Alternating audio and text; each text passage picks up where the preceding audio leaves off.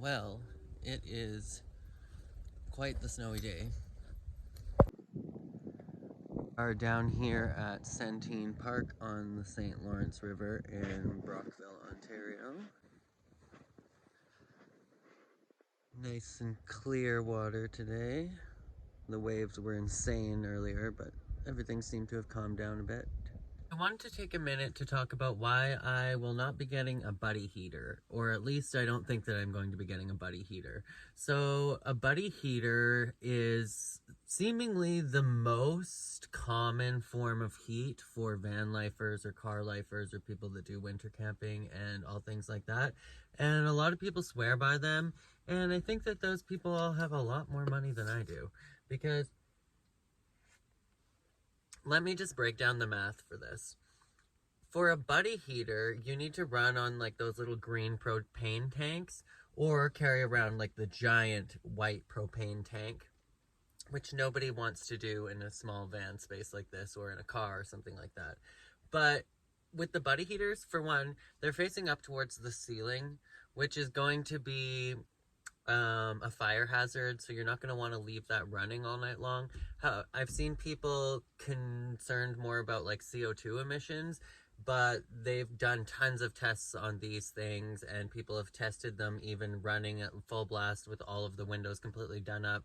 And although I would not recommend doing that, they proved to be that you could still sleep in there comfortably and nobody's going to die from carbon monoxide poisoning. However, I was looking at the cost of those propane tanks that they run on, and even at the very cheapest, they're like $5 each, and they only run for a couple hours. So if you're going to be trying to heat the cabin, heat the cabin of this van, for like $5 Canadian every few hours, that is not a very cost-effective way to stay warm at night.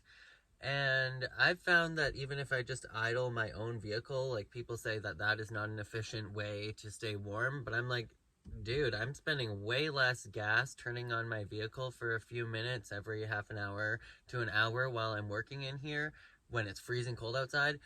That is way more cost efficient for me and way faster than using a buddy heater, in my opinion. Let me know what you guys think down in the comments below. If you've been using a buddy heater, let me know. Maybe there was a time when the green propane tanks were way, way cheaper, but they definitely are not here in Canada, even if you buy in multiple packs. But I've personally found that even just using a heating pad, I was scalding hot all night long with just a little bit of power drawn out of my Jackery here. I could run a heating pad all night long if I wanted to, and that's just off of the Jackery Explorer 240, which is the smallest size. So do I want to spend like $100 or $200 on the buddy heater and all that money on propane every single night just to heat up my cabin? No, I would suggest that you just don't heat up your cabin and that you prepare yourself for the weather that there's going to be. So for example, I have my sleeping bag that is good for -10. -10 plus a heating pad or a hot water bottle, which I've tried with a hot water bottle, just putting boiling hot water in a hot water bottle, and, well, not quite boiling because they don't recommend that. You could melt the rubber. And you don't want to be, like, pouring boiling water through your sleeping bag. That's the last thing you're going to want when it is, like, -20 outside. So anything really that creates heat, whether it's the hot paws, I've used hand warmers in a previous video, whether you're using a heating pad, that works too, anything like that, because there's very few places where it's even going to get too cold that you won't be sufficient in like a -10 sleeping bag, for example, with a small little heating source outside of that, if you even need it. But I personally would not recommend trying to keep your entire cabin warm inside your van or your car, whatnot, with a buddy heater. It's just, you're gonna have to wake up all the time to tend to the flame, and that's if you even leave it running. Otherwise, you're just gonna have to start it, which nobody's gonna recommend that you leave it running. So like, you're just gonna start the buddy heater every couple hours to heat up your van and then go back to sleep? It just seems super impractical.